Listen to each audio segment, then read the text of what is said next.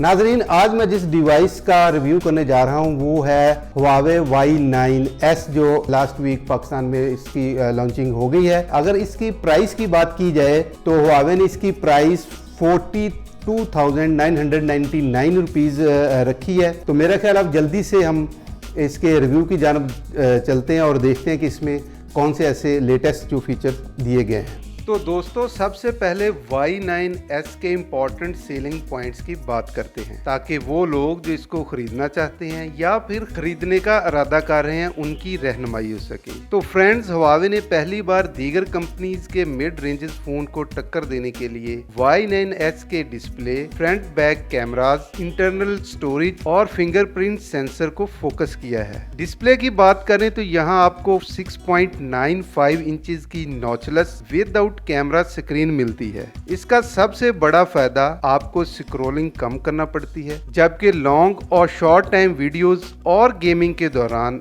Eyes पर pressure भी कम पड़ता है। फ्रंट पर आपको 3 फीचर्स के साथ 16 मेगापिक्सल का पॉपअप सेल्फी कैमरा मिलता है, जो फोन गिरने की सूरत में फौरन ऑटोमेटिकली मोबाइल के अंदर इंटीग्रेट कर जाता है। इसकी जो बैक है वो 3D कर्व्ड ग्लास की दी गई है, जहां आपको ट्रिपल AI कैमरा सेटअप मिलता है। पहला कैमरा 48 मेगापिक्सल का है, जो पिक्चर्स को क्लियर, फोकस और ब्राइट लुक देता है। दूसरा कैमरा 2 मेगापिक्सल का डेप्थ सेंसर है, जो आपको बुके इफेक्ट के साथ पोर्ट्रेट मोड देता है। अगर इसके थर्ड कैमरा की बात करें तो वो 8 मेगापिक्सल का अल्ट्रा वाइड लेंस दिया गया है। हार्डवेयर की बात करें तो इसमें 6GB की रैम और 128GB की इंटरनल स्टोरेज के साथ 2 सिम्स या एक माइक्रो SD कार्ड, जबकि कलर्स में ब्रीथिंग क्रिस्टल और मिडनाइट ब्लैक की ऑप्शन मिलती है। फिंगरप्रिंट सेंसर इस बार रियर साइड की बजाय वॉल्यूम बटन के साथ